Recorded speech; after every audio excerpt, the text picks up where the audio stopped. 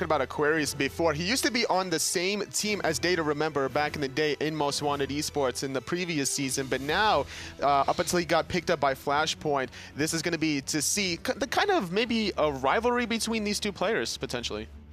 Oxygen Supremacy, I think, came out and really surprised a lot of people that a lot of times when we go live with the SPL, we have the remainder of the Challenger Cup on the host, and people start watching them and go, who are these players? What's going on? I know Kiki, I know Skeleton, but Neoma, I've heard his name here and there. These guys aren't nobodies by any stretch of the imagination. And I think the people that are a little bit uninformed about OS are going to be pleasantly surprised by the level of competition that we're going to catch here today. Cabrakan, the first ban, this has become rather standard.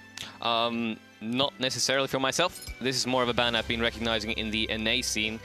They love to take away the Cabrakan fairly early on. Shanga present in the jungle, also good to see. For me, it's important to see what do we have in the game here, who's going to have the early game, who's going to have the late game draft. Both NA teams, I'd say, would go for the early game draft because that's what we like to do in this region. Yeah, just important to look out for that. And Cabrakan's one of these picks where you can flex it in 3 different positions. Yeah. Support, jungle, soul lane. It's not a bad idea that if you don't necessarily want to play it, you take it away from your opposition. On top of this, now you don't have to worry about these walls and the obnoxious tremors at level 1. So you can run some of these immobile mid mages such as Ra potentially. Chang'e, similar character with a lot of ambiguity. I'd say 2.5 roles. Chang'e can play mid and jungle, surprisingly enough, very, very strongly. Solo, she can dance. But not really her game, so to speak. Chang'e, Zeus, Scotty, and Cabrakan off the board. Ain't nobody picking those characters today. So the first selection will be Medusa.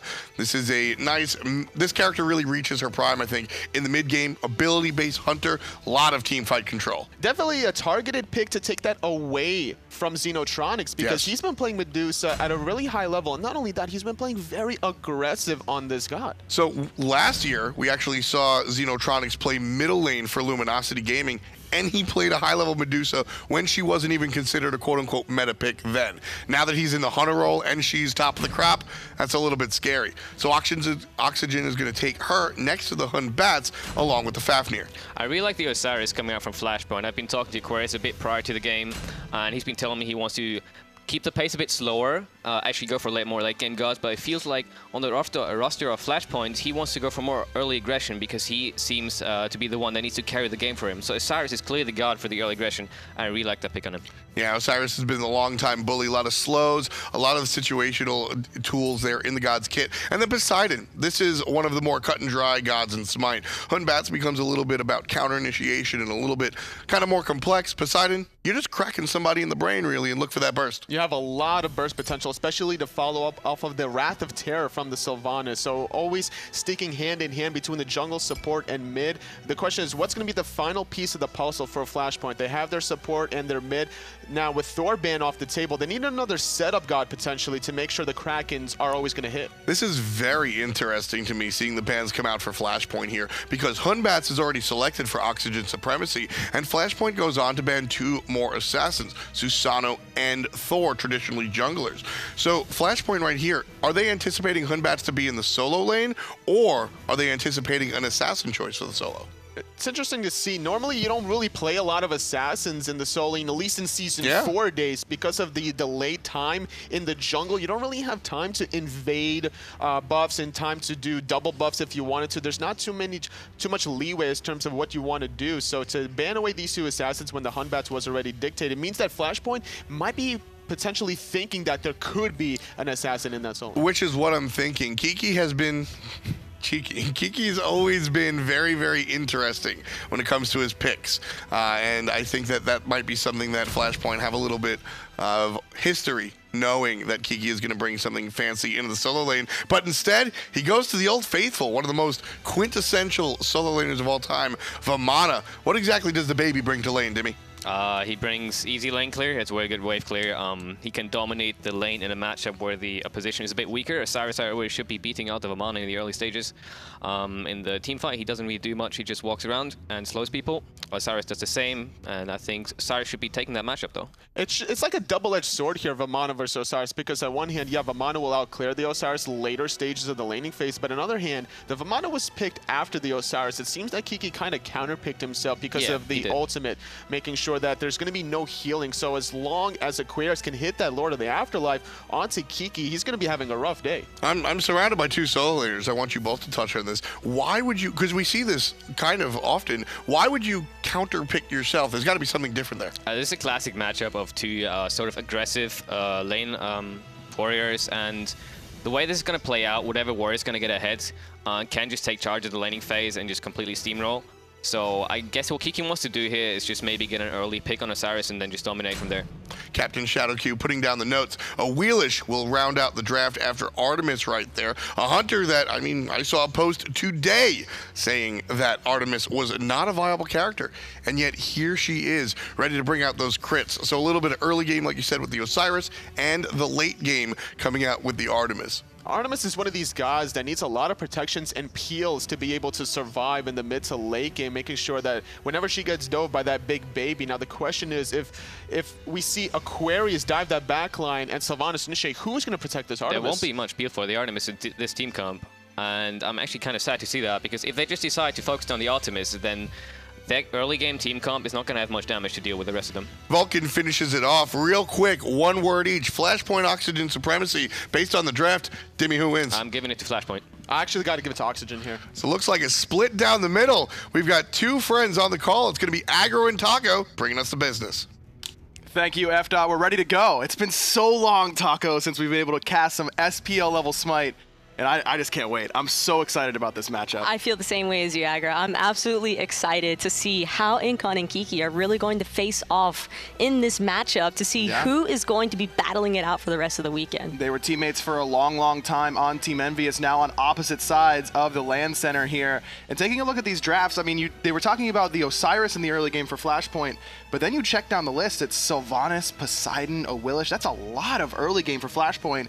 And then they're giving Xenotronics this Artemis as their late game fail-safe in case things don't go well in that early stages. Not to mention that Poseidon and Awilish is just an incredibly difficult combination to escape, and there's not a ton of mobility on the side of Exogen Supremacy once you get involved in those cripples of the Whirlpool. Exactly, and if Hunbats does manage to jump away, or Fafnir, then Gravity Surge is likely going to be waiting for them to pull them right back in. And Mirage for Flashpoint, I think he's one of the junglers for North America that seems to slide a little bit under the radar here, but I like this aggressive pick for him. It seems to synergize well with what he likes to do.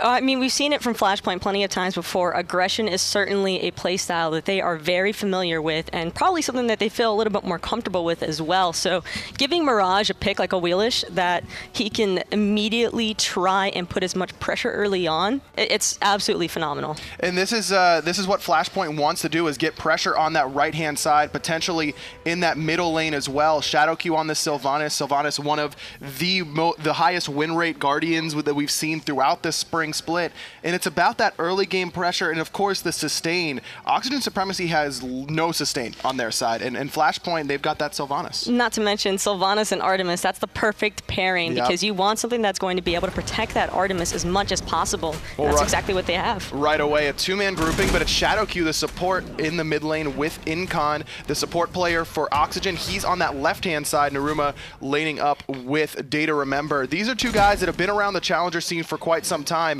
and both, I think, are reaching a higher level of play than they ever have before. Skeely already taking so much poke, though, in that middle lane, and the speed buff, that's probably going to go the way of Flashpoint already. And this is the problem you can have with Vulcan in that mid lane, is that his mid to late game damage is in the same conversation as Scylla. I mean, it's just insane how much safe damage Vulcan can put out in the late stages, but it can be difficult for him to get there. Oxygen knows this is the case, and instead is contesting on that right-hand side, give up both buffs and secure their own red. Xenotronics forced to beads, but he steals away the purple, getting a little bit of XP for himself. Is that worth the beads cooldown to steal away the purple? That's 100% worth the cooldown, because now Xeno can just play this lane as passively as he wants to, and if he's struggling, then ShadowQ can just make that rotation to help him clear the way. But the fact that he was able to secure his own buff there, that's absolutely perfect. And exactly what you see, ShadowQ heading on over to that left-hand side. Right side buffs have been cleaned up by both Mirage and Aquarius. Aquarius. Aquarius played a lot of Guardians during the spring split, Taco. This is definitely a different look for him,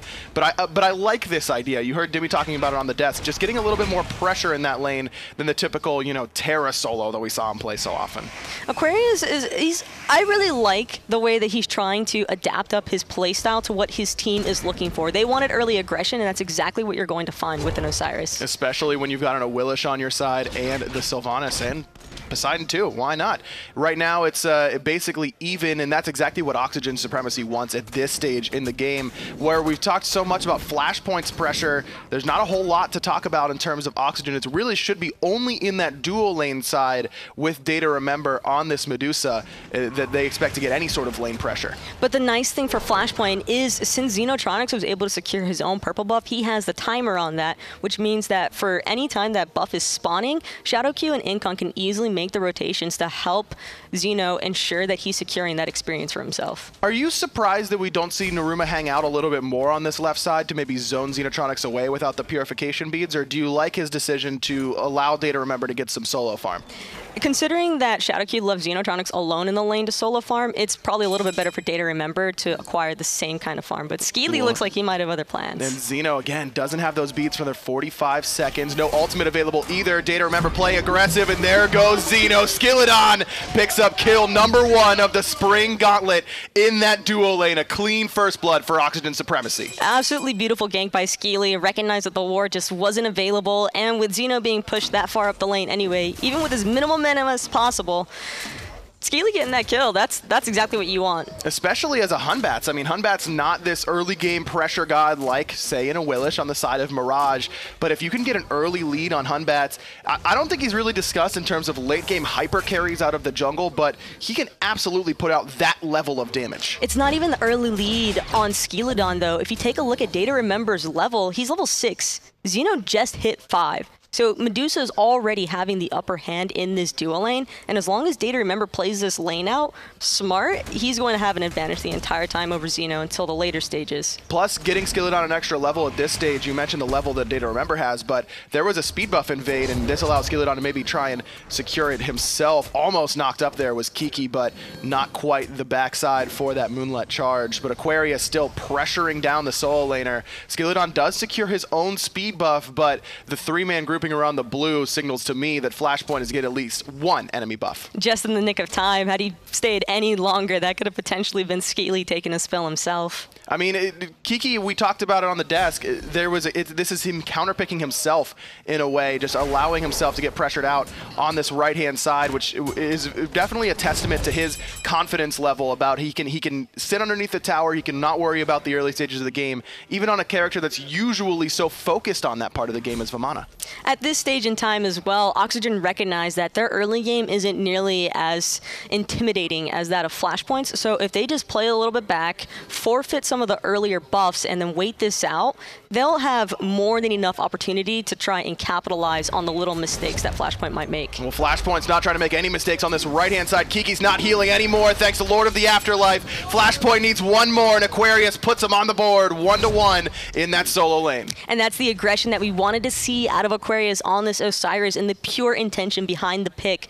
Kiki, you can play as passive as you want, but there's not much you can do getting dove for that much damage underneath your tower. I mean, there's very clear focus from both teams. Flashpoint clearly focusing on Kiki in that solo, and I'm not sure it's so much about focusing Kiki, but focusing on Aquarius, trying to get him ahead in that lane. Oxygen, they're on the other side of the map, continued focus on the Xenotronics on this late game carry.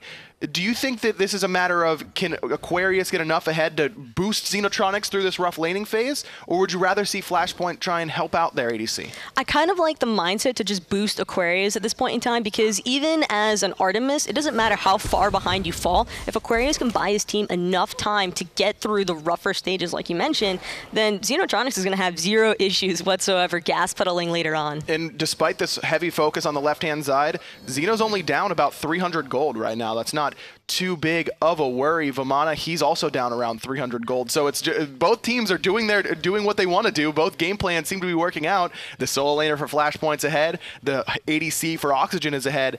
Just a matter of who trusts who to really carry it in the late game. By the way, they're focusing this left-hand side. Skilladon coming around the backside once more. Xenotronics has the Purification Beads, but instead use that Caledonian Boar. Zeno gets crit there by Skilladon, and Data Remember is able to clean him up. Both kills onto this Artemis for Flashpoint. And that's the interesting part when it comes to two gods who actually have the crit passes, but bots came out a little bit sooner than Xenos, considering that he was just on the retreat. At 7 minutes, 216 off one auto attack is so much of your health bar, and sometimes it's better to be lucky than good. Though in that sense, Skilladon puts himself in a position to get lucky with a well-timed 3 and a good teleport, even underneath that tower. Does have to use his Purification Beads in that instance, and maybe we could see ShadowQ and Incon try and put some aggression onto him as a result. Aquarius wrapping around the backside, looking for Venenu, who's 2 levels down. The Soul Laner can't quite hit him with that Lord of the Afterlife. The Kraken gonna miss thanks to the Purification Beads, but Venenu still gonna fall to Aquarius. Skilladon jumps away from that Gravity Surge. Huge ult out of ShadowQ. Mirage finds one, Shadow with the other. Naruma forced to jump away, and Flashpoint finds 3 in the enemy jungle. And that is just such an unfortunate engagement for Oxygen to try and take up. Skeely didn't have his ultimate available. He'd expended it ganking Xenotronics, and because of that, Flashpoint just immediate grouping on those elementals, seized on the moment. Venenu too far outside of his lane, and there's just nowhere for that team to go. All of the action has been in the side lanes so far. That was the first engagement we saw in mid, and it went handily in Flashpoint's favor. I think that's why we saw Oxygen not want to fight in that mid lane. Flashpoint not done yet. They want to go for this Gold Fury. Kiki teleports in, but the Gold Fury getting low. Flashpoint secure the Gold Fury. Kiki now in a little bit of trouble, forced to get up into that Colossal Fury, but Data Remember around the back, knocked up, forced to use his Purification Beads. ShadowQ going to be able to escape with the help of Mirage. Flashpoint get the tier 1 tower and the Gold Fury and push their lead just above 2,000 gold. And this could be a little bit risky for Oxygen to try and siege this T1 tower. You can tell that they want it, but Data Remember is really low on mana, and Narumo is already almost a half health. Skilladon's trying to steal away the enemy's speed, and he will do so successfully. Oxygen just kind of posturing there in the mid lane to create space for Skilladon to snag away the enemy buff. So it's not all bad news. If you're an Oxygen Supremacy fan, the Challenger Cup challengers, really. I mean, there's no other word for it. You gotta come up and beat the number 8 seed Flashpoint, who I know a lot of the fans at home may say, oh man, 8 seed Flashpoint, big scary. But they really started to look a lot better towards the end of this split and really started to look like a more cohesive unit. Not to mention that Flashpoint has had the opportunity to keep playing against these SPL teams for an entire split. And while Oxygen can be at the top of their food chain for the challengers, it's not necessarily the same story, trying to bridge the gap between the SPL and the Challenger League. And even when you have SPL caliber players like Skilladon, like Venenu, like Kiki, who have been there for so long, Kiki in particular has played in the SPL for years at this stage, even just that little break where you're playing against the Challenger Cup teams and then you have to try and reach back up there, it can be difficult, and you kind of forget the level of play that some of these teams are continuing to improve to. Speaking of difficult, Kiki's still having a pretty difficult time in this solo lane matchup against Aquarius. Just absolutely brutal from Aquarius, pushing him underneath the tower consistently. So we didn't see Osiris for almost, over half of the spring split. Then Maniac comes out and looks like a world beater with him. What changed to allow Osiris to really thrive in this solo lane? Really just the buff. His buff just allowed him to exert so much more pressure into these solo lane matchups, and it's just absolutely crucial to a lot of these teams that are looking for early aggression. Fear no evil on a Skilladon, and he steals away the Portal Demon and jumps out of that Kraken, but it might be trouble for Venenu on Aquarius right on top of him as he was earlier on. Mirage still pushing forward. Meditation used there by Naruma to try and save the life of his mid laner, but again, ShadowQ finds 2 with the knockup. Aquarius cleans up Ven by his back harpies, and everyone else is going to be able to jump away.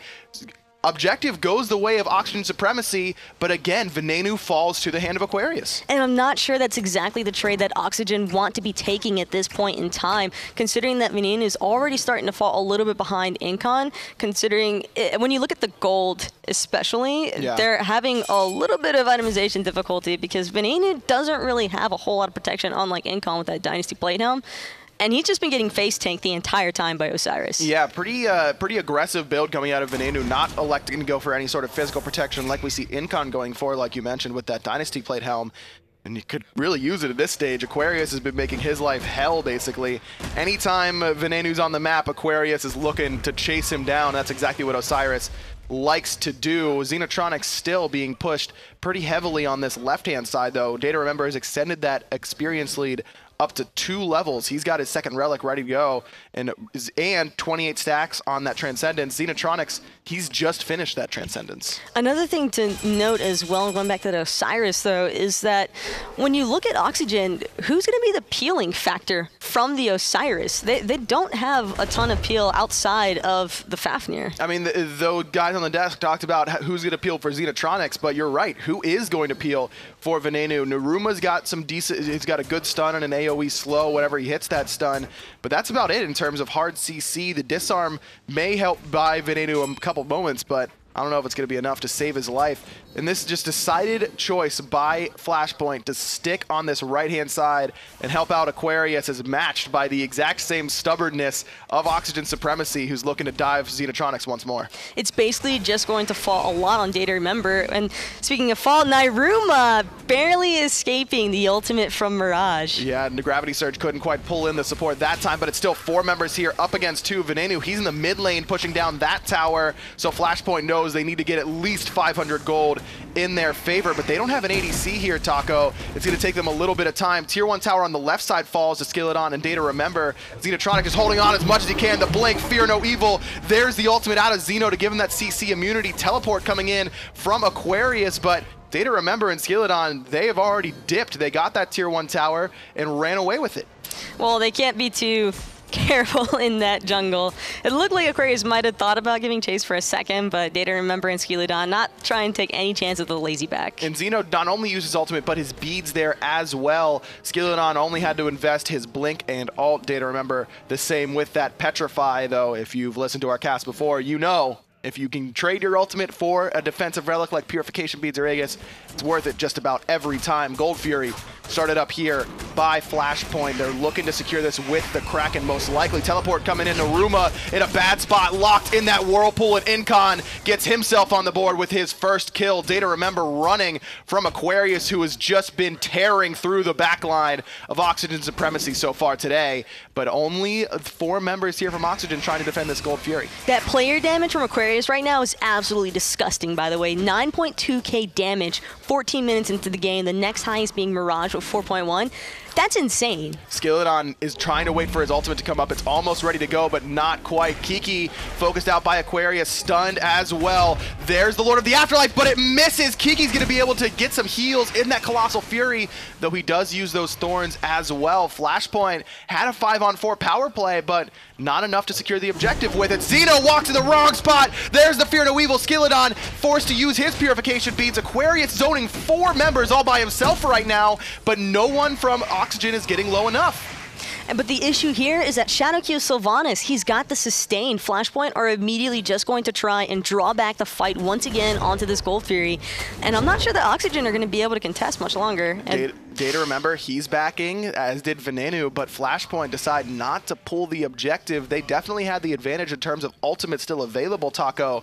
But Incon was very low on mana, and that Whirlpool Kraken combination takes quite a bit out of your mana pool in order to execute. I like the safe play there to just opt for the Oracle Vision, because now they have that freedom to decide to pressure that objective whenever they want to. Plus, Xeno gets a little bit of vision. And that's exactly what he's been needing on that left side. We're 15 minutes in right now. Flashpoint up on their Challenger Cup opponents, 6-2 in kills, but it's Oxygen Supremacy with the very, very slight gold lead. And at 15 minutes, we're not usually talking about a 200 gold lead, but at this stage, when Flashpoint's composition is so early game focused, I think that's definitely a bad sign for them to be down about 300 gold right now with the Osiris, who's had a great game on that right-hand side. Oxygen's been stealing away so much on the left that Flashpoint don't have a lead. It's incredibly important to notice that goal difference right now, because every single one of these team fights, it's always been Oxygen Supremacy on the defensive and having to ult out more defensively than aggressively.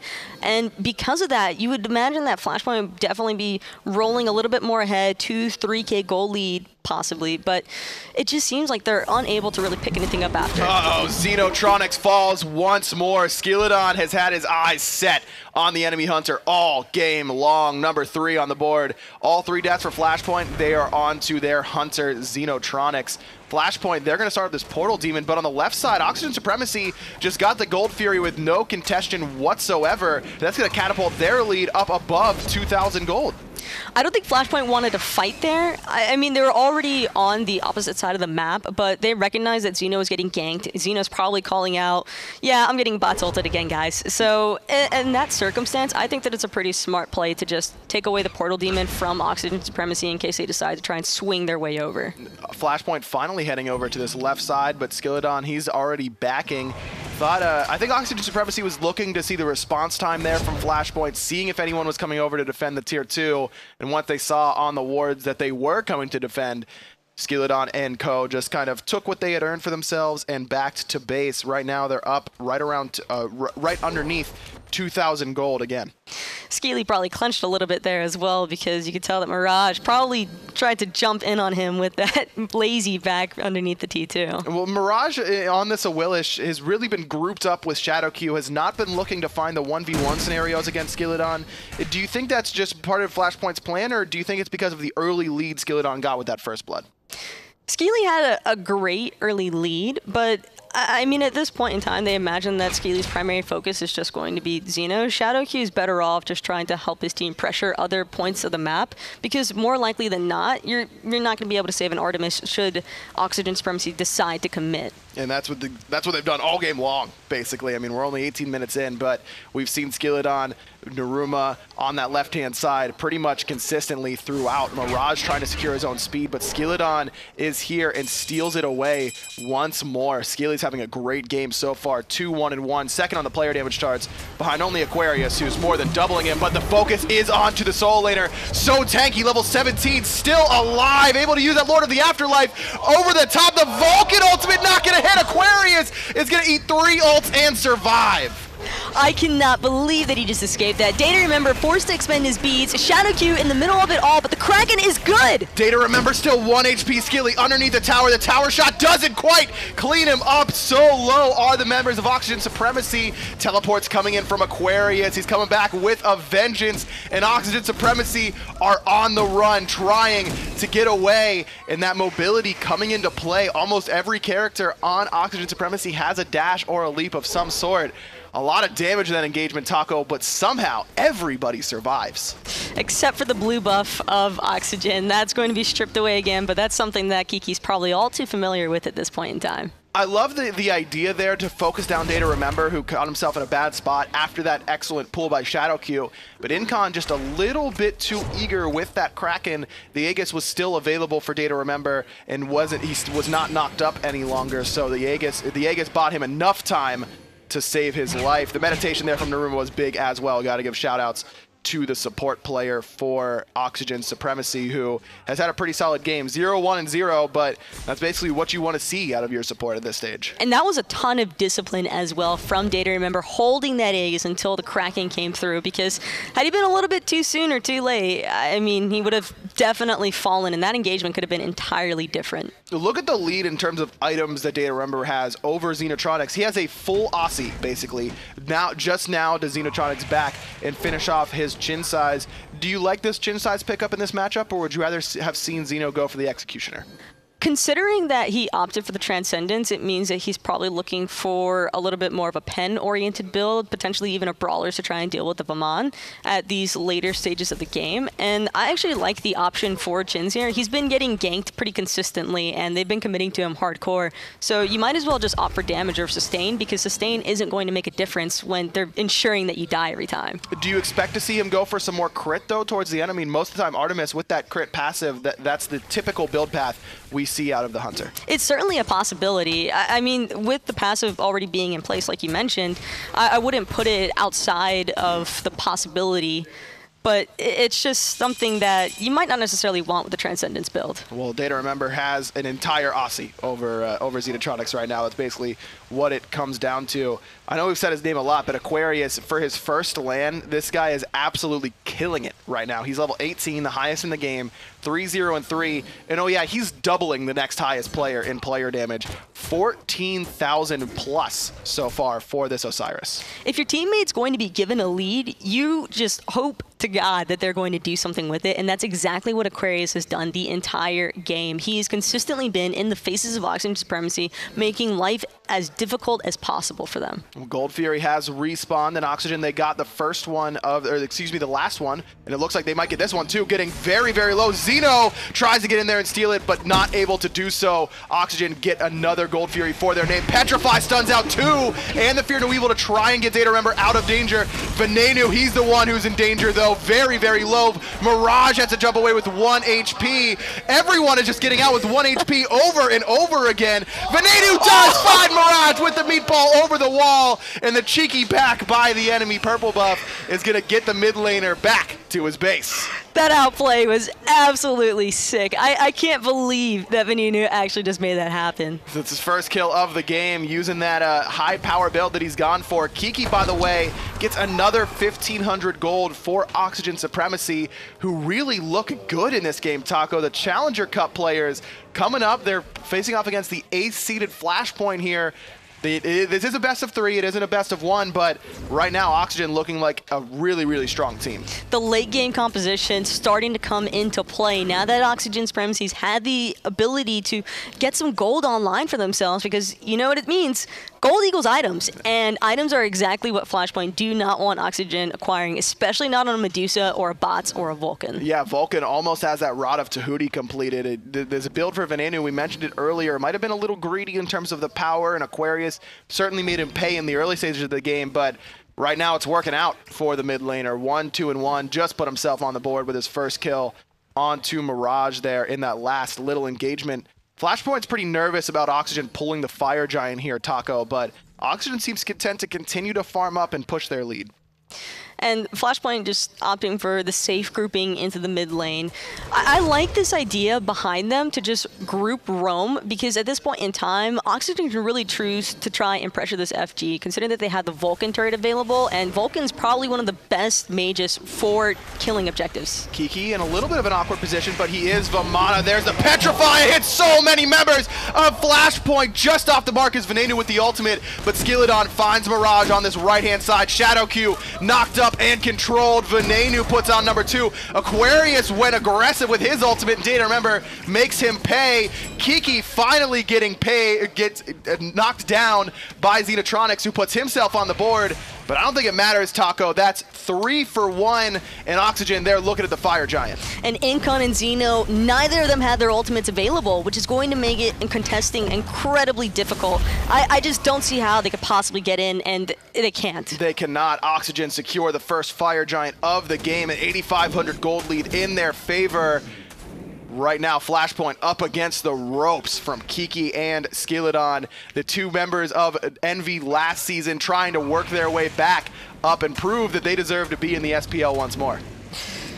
It's also incredible when you look at it, because the scoreline not too long ago was 6-2. Yeah. It is 7-7 now. So Flashpoint has only responded with 1 kill within the past few minutes, and Oxygen has just been on a roll. And I love everything about Oxygen's game so far has been really, really impressive to me. Not only the fact that they've been able to battle back, but exactly how they did it. They looked at Flashpoint's composition and said, okay, we can't fight in solo because they have Osiris. We can't really fight in the jungle because they've got a Willish, Poseidon, and Shadow Q. They look at the only lane they can fight in and do it consistently throughout the game. They allow Flashpoint to gain themselves a lead on that right-hand side, and they just wait it out. They wait until their composition really starts to outshine Flashpoint's, and that's exactly what we're seeing right now. 7-7, like you mentioned, and every mid-game team fight has gone the way of Oxygen Supremacy. It's just, it's so devastating for Xenotronics in particular, because he didn't even necessarily play the lane wrong. His positioning, for the most part, wasn't that out of line. It's just that the commit was too much for him to handle. And that's, Xenotronics definitely a pretty tenured player here on LAN nowadays, but whenever he first got here for the group stages on Luminosity last season, you could tell there was a little bit of nerves there. No surprise that Oxygen tries to kind of rekindle those nerves maybe with the focus onto the Hunter. Tier 2 tower in mid already knocked down. You could say the same about the Tier 2 tower in left. That makes a grand total of 0 towers remaining for Flashpoint to defend their Titan with. Only those 3 Phoenixes. That gold lead for Oxygen, well, it's up and over 10,000. It's up and over 12,000 right now, and we're just at the 26-minute mark. Look at all the level 20s. Really, there's only one. It's Skilladon, and that's a problem because Aquarius had a huge lead and wasn't able to continue to farm up. Skilly has had an unbelievable game. Aquarius has been trying to compensate for his team by being the tanky frontliner, but now that Oxygen have those items online, he just can't really afford to stand in the face of Oxygen anymore. Skilladon just trying to find Aquarius and Xenotronics there in the mid lane, but the wards spot him out. Left side Phoenix is the focus here for Oxygen. But I don't know if they want to take a full 5-on-5. Most of these team fights, Taco, have been pretty split as far as where they're happening in the jungle. I think Oxygen's a little nervous if it's a 5-on-5 team fight in the lane, that their composition might not be quite as strong as Flashpoint still. If Kiki had Fire Giant, I would expect a little bit of a commit underneath one of the Phoenix there from Oxygen. But without Kiki having the Fire Giant available, he doesn't get the same amount of regen. Sure, he's got the ultimate, but if Aquarius lands his ult onto him, I mean, we could very well see Kiki falling down, and that's the last thing you'd want to happen in these later stage game fights. Let's take a look at the player damage again, because Kiki is very, very low on this list. He's only got 6,000 damage so far. But that's been him, like you mentioned, Xenotronics played the lane. This is what Kiki's doing on this right-hand side. He just kind of was the punching bag for Oxygen Supremacy, understanding their game plan. He just taking all the shots and saying, just win on that left side. That's exactly what Oxygen did. So a lot of people may judge that number that Kiki's thrown out there, but I think that ends up working out in Oxygen's favor. But just take a look at Kiki's build. That's not a build that you play aggressively with on Vamon. His whole concept here is, I want to be as tanky as possible. And we saw it even before the Fire Giant was taken by Oxygen Supremacy. Kiki was single-handedly zoning 2 damage characters on the side of Flashpoint, just in the face of Incon and Xenotronics. And even though they did end up killing him, by that point in time, the rest of Flashpoint had already fallen, and that was a free Fire Giant to Oxygen because of it. And all those level 20s that we were talking about to happen, well, they've happened. Every member on Oxygen Supremacy level 20 outside of the support player Naruma 0, 1, and 4. For him, who's also gone for a very tanky build. Love the communication between the solo laner and the support. Kiki says, I'm getting Heartward Amulet. Naruma, you can grab Sovereignty, you can grab Gauntlet of Thebes, but you don't have to worry about providing that magical aura to the team, because Kiki, he's got that covered. Skilladon blinks in and finds Shadowcue with that Fear No Evil. Commit onto the support, and he's dead before he hits the ground. Data Remember knocks him down. Incon has to Aegis out. That ultimate out of Vulcan, but Kiki just zoning away 3 members. Aquarius has got to handle the rest of Oxygen Supremacy, and that lead that he got earlier doesn't matter much now. 2 dead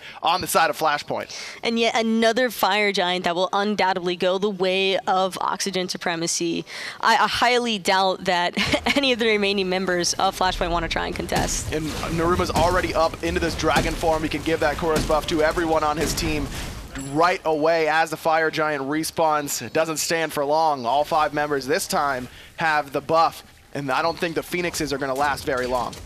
No, considering that Aquarius is already still with 30 seconds remaining on that respawn timer, that is going to be incredibly difficult for Flashpoint to try and hold. Shadowcue does have his ultimate. He's also picked up a power potion to try and turn the tide here underneath his own Phoenix. Right side Phoenix given up by Flashpoint. We could see them defend this mid Phoenix, but Aquarius still not up for another 7 seconds. Does have a ward that he could teleport to behind the enemy, but that's pretty far away from the Phoenix defense. And this is it. This is risky right here. If Flashpoint take even the slightest misstep, they will definitely find themselves losing the team fight. And middle Phoenix already gone. Shadowcue wants to try and find the engagement, but doesn't have that blink. He went for the shell. Incon, he's the first one in. Hits multiple with that Kraken, but not enough damage. Shadowcue does get that Wrath of Terror off, but Venenu erases Xenotronics. Data Remember gonna find a kill as well. Skilladon jumps in with the help of Naruma, knocks down Mirage. 3 dead, only Aquarius and Incon left to try and defend against this last push from Oxygen. And I just don't see how Flashpoint are going to be able to try and hold this. They don't have any ultimates available. Everybody is dead who would have had one. No minions, though. They don't have any minions. Do Oxygen Supremacy. Aquarius immediately diving onto Data Remember, but the help is good. Skilladon puts up number 4. Oxygen Supremacy, they take the first game here at the Gauntlet. 30 minutes, 13.